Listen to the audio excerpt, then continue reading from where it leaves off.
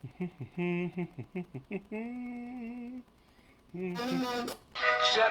I walk close to the light, so I'm a shadowcaster. That's I'ma my cast my music. shadow. I'ma cast That my ain't the music shadow. I I'm want to the talk about this.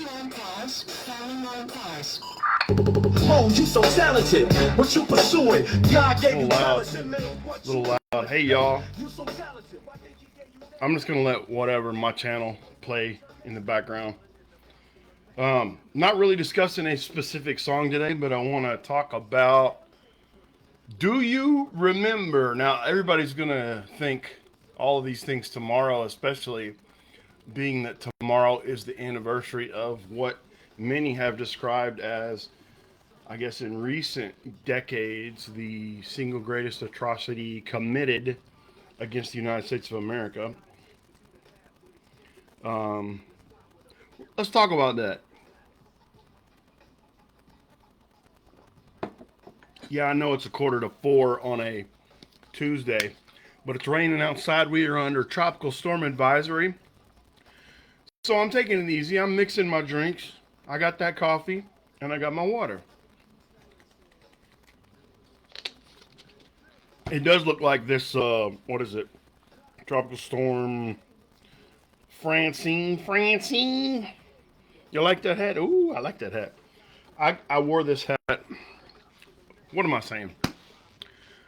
They are saying that Tropical Storm Francine is going to bypass the Texas coastline for the most part, end up somewhere over in Louisiana. That doesn't mean we're like, phew, oh, everything's going to be fine. No, we're going to get rain, we're going to get flooding, and we're going to keep praying for those people that are in the state of Louisiana, Mississippi, and further east as it probably heads on, taking a lot of wind and rain up through those areas.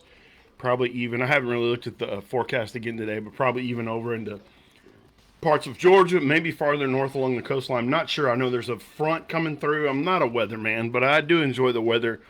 Having grown up in the coastal areas of the country, you know, I was born in Florida, moved to Texas. I told y'all the other day when I was about 18 months. Of course, my family, we moved. I didn't just move to Texas. I'm 18. I'm 18 months old. I'm going to move to Texas. No, I wasn't any kind of, you know, Bobby's World character. This is Bobby. Anyway, if y'all know that, then y'all know that. Bobby's World. Wasn't that was like Howie Mandel? Hi, this is Bobby. Anyway, we're not speaking of Bobby. Happy birthday to a man that I have loved pretty much since I knew him at age 3.5. I always had an affinity and an attraction toward him before they even had their own kids around, which was around that same time frame where my best friend was born. And but Bobby Fortner, happy birthday, number 76. You've just won your independence in 76. Anyway, just want to look at some things that how many of you remember? Do you remember what you were doing? Not on September 11th, 2001. We all kind of have a remember.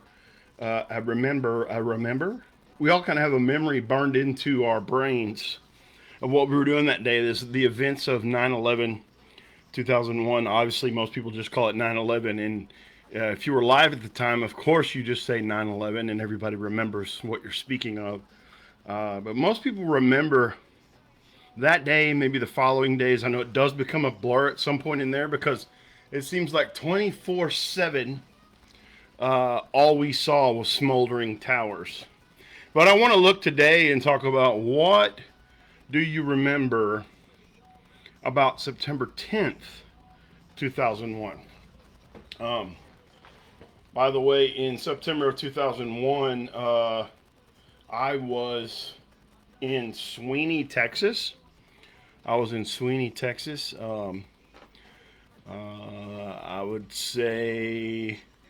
it was an otherwise routine day that day as well because it was a Monday.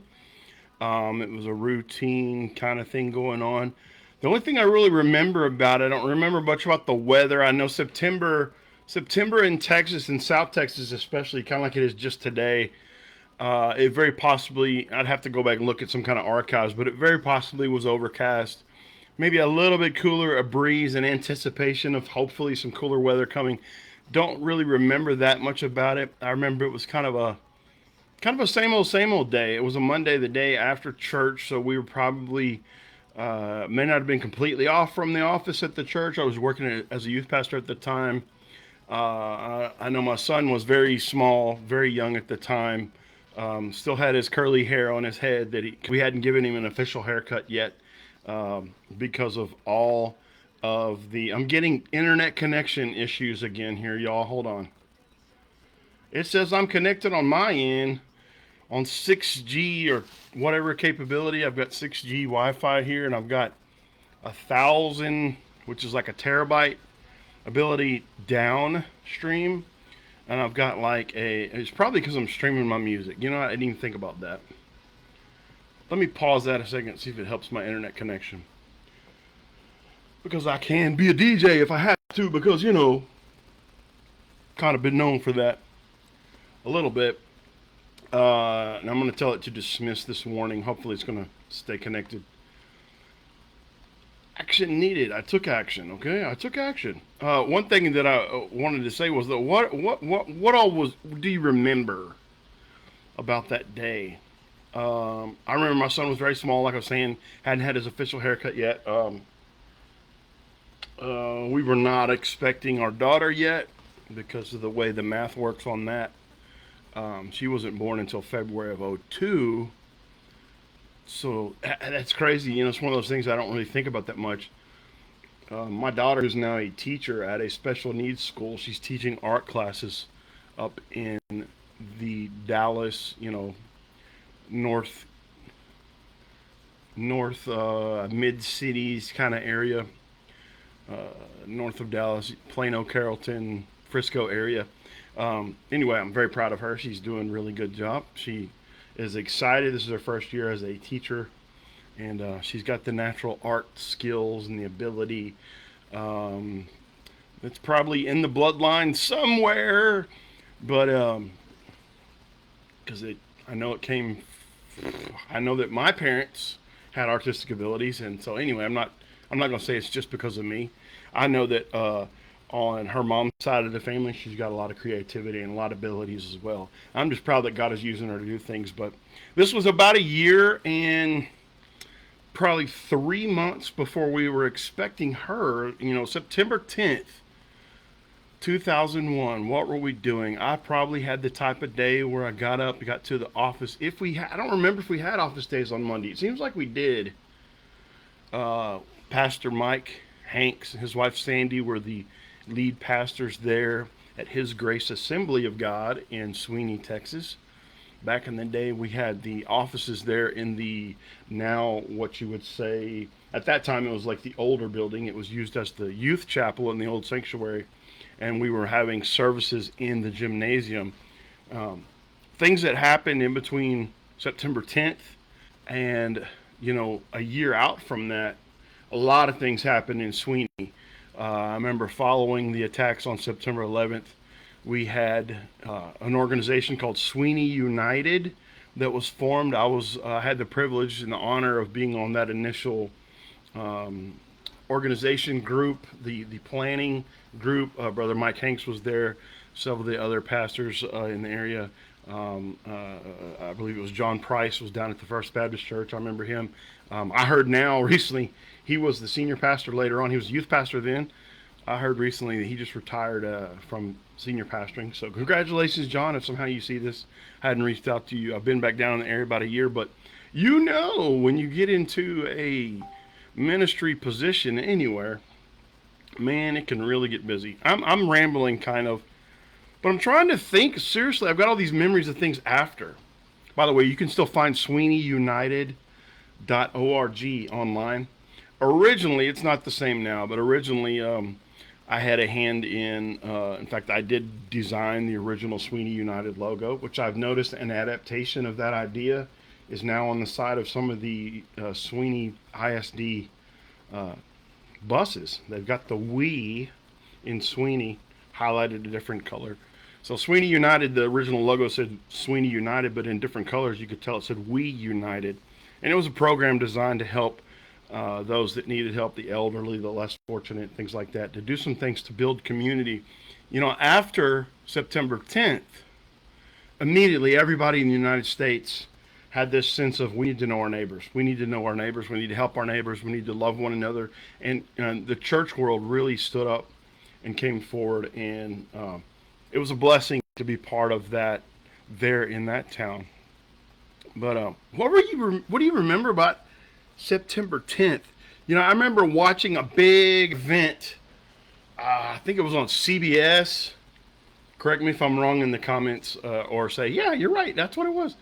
I remember it because, now here's the thing. I remember it because I've seen documentaries about the things leading up to 9/11. And it jogged a memory that, oh yeah, we watched that. I mean, shame on us, right? Shame on us, but you know, iconic entertainer. Growing up with him, his music, his family's music, the music of the day was kind of already starting to lack a lot of talent. And you might disagree. You might think Michael Jackson wasn't very talented. I think Michael Jackson was an extremely talented individual with a tormented soul. I could talk more about that. I could talk about that for a long time.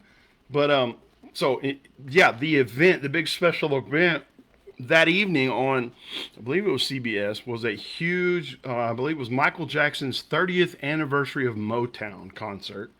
I remember he had different people out there. The video that's out these days, that'll probably be shared all over the internet today, being that it's the anniversary of that as well. There was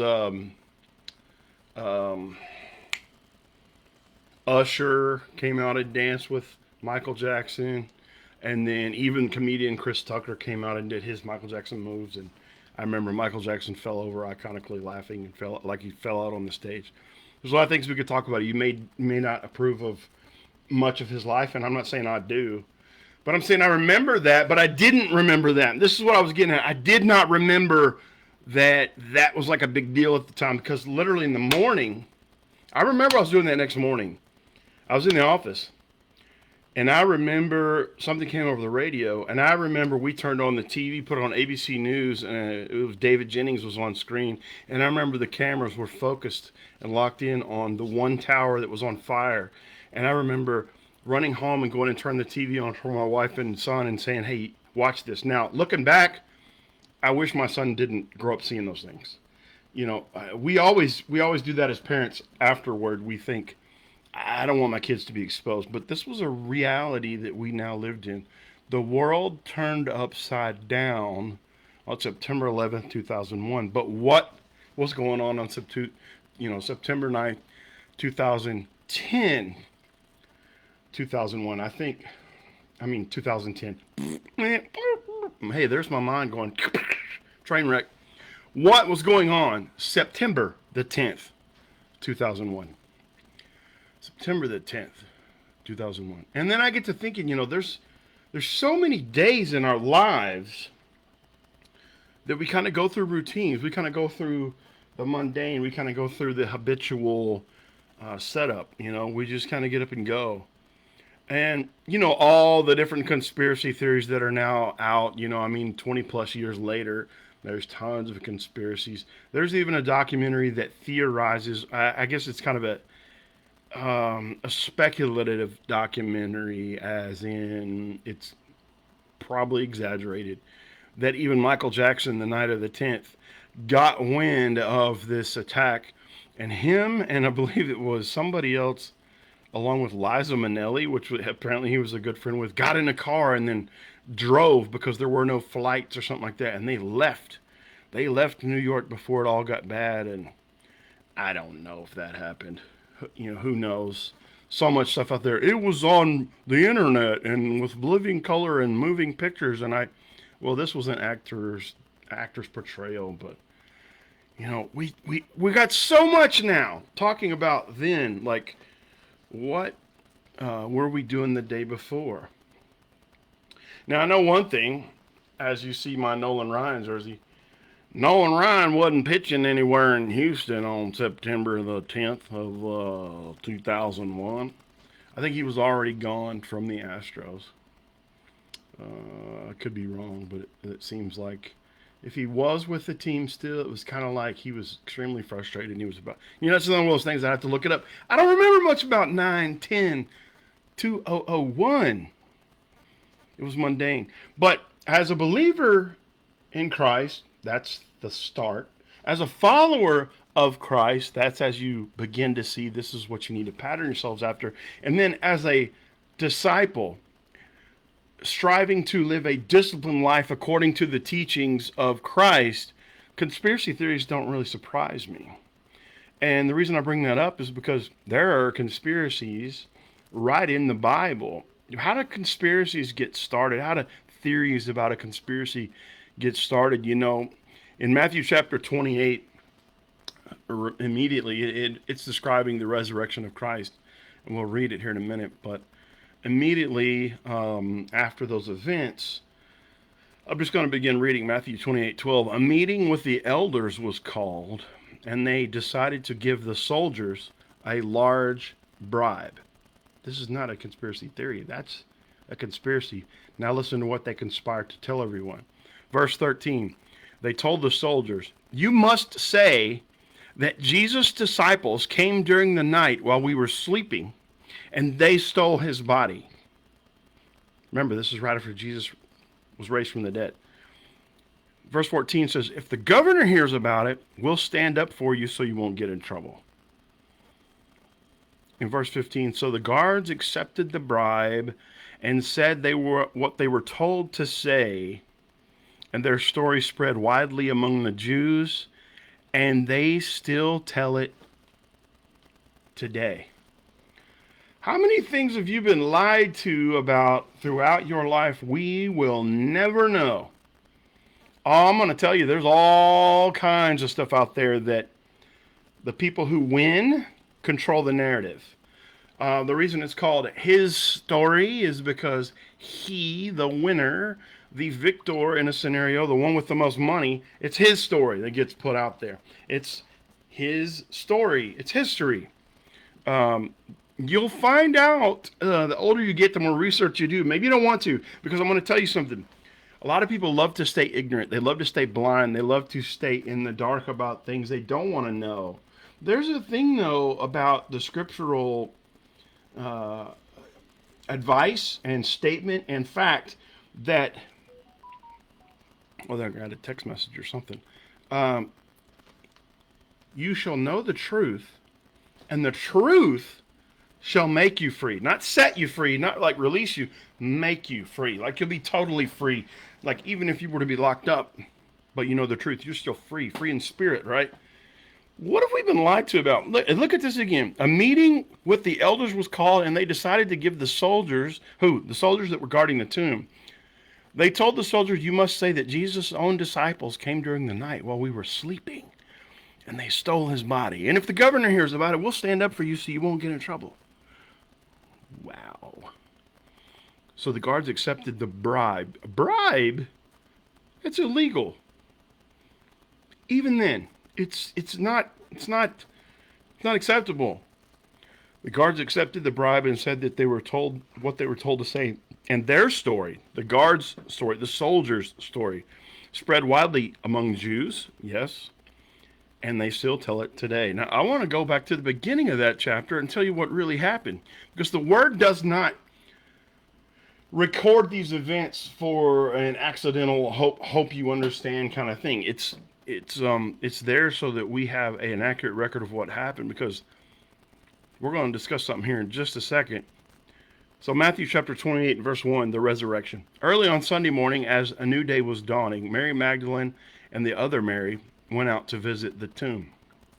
And suddenly there was a great earthquake, for an angel of the Lord came down from heaven, rolled aside the stone, and sat on it.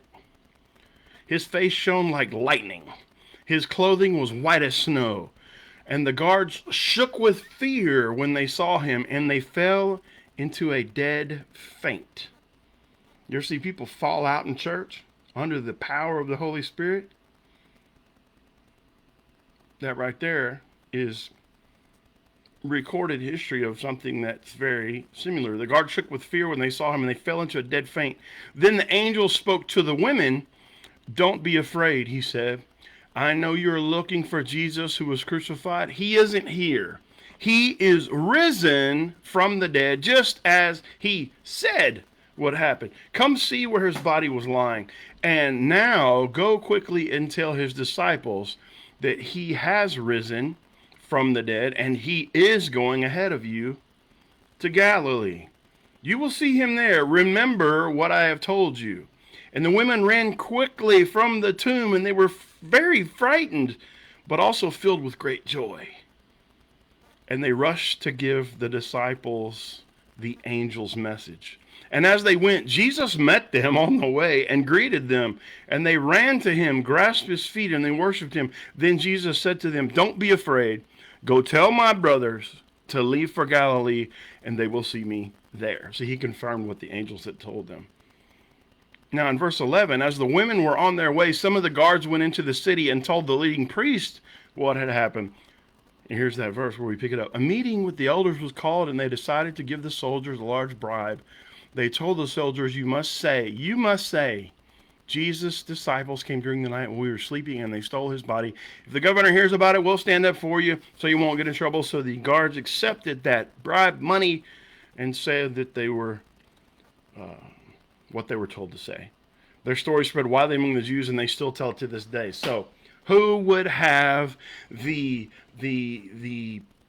motivation, the reason, the angle, the manipulative, I said a little extra syllables in there, the mindset to manipulate, there you go, all of humanity, starting with the person and the people that Jesus came to first. Remember, later on, Paul writes first to the Jew and then to the Greek, right? Jesus came to save God's people, and the message primarily was for God's people, the Jews, first. And then after that, they were taking the message, Peter and Paul and John Mark and all the different and various missionaries you read about, continuing on through some of the very original disciples went to different parts of the world. But it's first for the Jews. Who would have the motivation and the plan to disrupt the story of the truth of what happened, convince them with a bribe, pay them off, give them some sort of incentive to shut their mouths, and then spread that story in the place of truth? The enemy of your soul would have reason to do that. Because if Satan, the adversary, the devil himself, were able to convince the world that Jesus was not real, that he had not lived, that he did not do these things, that it was all a big farce, people then would have a less likely chance of believing on him. Now, see, this is one of the things that I don't understand. A lot of people that say they don't believe in God, and they say, "Oh, I've read the Bible." Have they read this? Have they read this passage? Have they understood that God had declared that Jesus would be despised and rejected in prophecy hundreds of years before, in the words of Isaiah and other prophets? Do they really read the Bible? I mean, the Bible is one of the only things that self-predicts its own momentary demise, its own momentary defeats, Jesus' own momentary death, and momentary meaning 3 days. You know, he was in a borrowed tomb. He didn't need that thing. He was just hiding out there in the physical while he went downstairs, you could say, took care of business, and got the keys of death, hell, and the grave, took them straight out of Satan's hand, and said, "Back up, chump."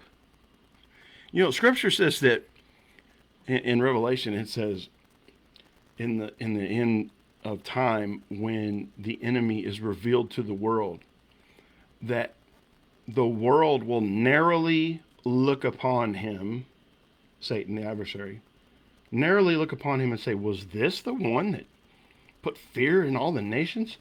You see, there's one thing you got to really remember about every single thing the enemy does. He's all cap. He's all cap. That means lying, y'all. He's nothing. He's a liar and the father of it. John 8:44.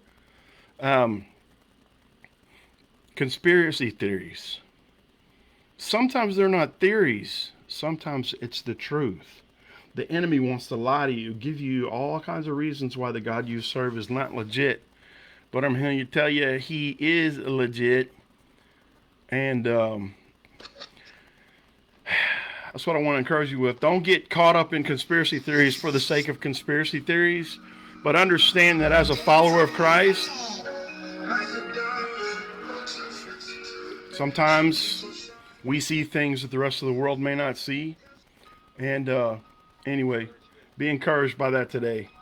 Something everyone needs. Hey, In this day and age of the news. if it bleeds, it leads. Nightly news and TV shows called reality.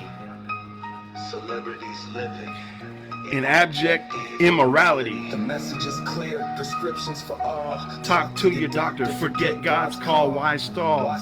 Don't delay, act now. Limited supply of a new cash cow. But what if all of this is Spiritually based, depression and fear could be wiped off the face of the earth? of the earth. In a matter of weeks, if it was God's face, Our society did seek. Cause when he saw this holy fire would scourge it, we could know joy and share the encouragement. Encouragement.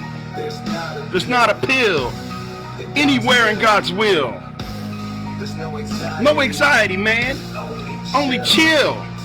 Peace. Be still. Cause he's Jesus. No, he is God. He sees us. Pharmaceutical wisdom is a fraud. Instead of strife, man, Jesus brings new life.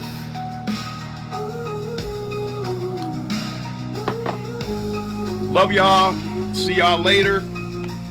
Have a good one. Don't get caught up in conspiracies, but understand that Jesus Christ is the way, the truth, and the life. I encourage you in that.